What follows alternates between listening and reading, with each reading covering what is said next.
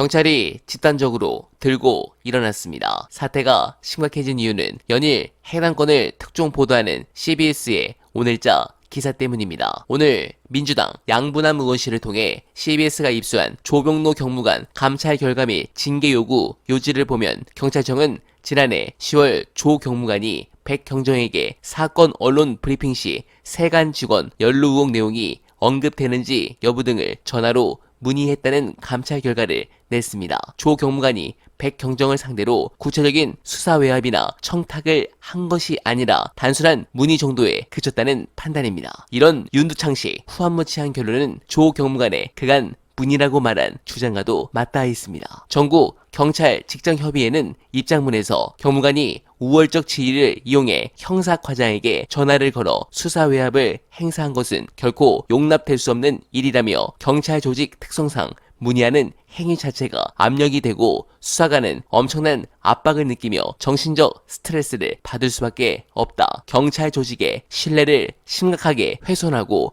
공정한 법 집행을 저해하는 중대 범죄라고 지적했습니다. 네, 사태가 심각해지는데 결국 파다 보면 김건희, 이종호가 나오니 막으려고 하는 건가요? 관련해서 해당 건이 얼마나 충격적인지 중요한 영상 보시고 이어가 보겠습니다. 근데 마약과의 전쟁 얘기할 때 항상 검찰, 경찰, 그 다음에 세관, 관세청도 거론이 된단 말이죠. 그 관점에서 보면 전쟁을 선포해놓고 이선균 씨 돌아가게 만들더니 정작 그 당국인 관세청이 뒤로는 비즈니스를 돕고 있었다? 그게 밝혀지면 곤란해질 일이라 어떻게든 연루 사실을 빼려고 한 게 아닐까? 여기까지는 추론해 볼 수 있는데 근데 그보다 훨씬 더 이상해요. 경찰청장이 잘했다고 한 수사에서 관세청이 세관만 빼라고 경찰청에 지시할 힘이 없어요. 그리고 그때 서울청 간부가 또 연락해서 이것저것 빼라고 했다는데 그중에 인사혁신처 징계까지 갔는데 불문을 붙였다.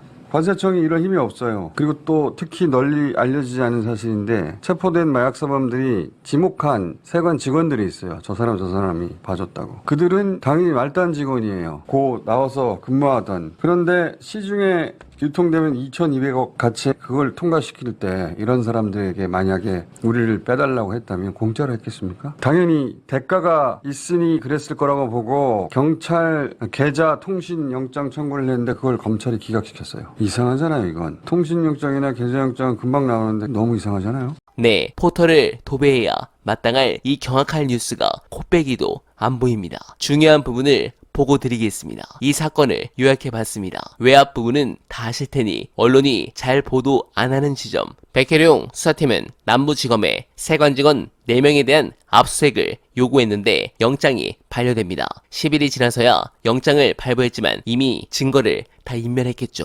그리고 세관에 있는 컴퓨터들에 대한 압수수색 영장도 남부지검은 2차례 모두 거절합니다. 또한 백혜룡 수사팀은 관할을 남부지검 말고 다른 곳으로 바꿔달라 법원에 요구합니다. 그런데 법원은 이를 기각합니다.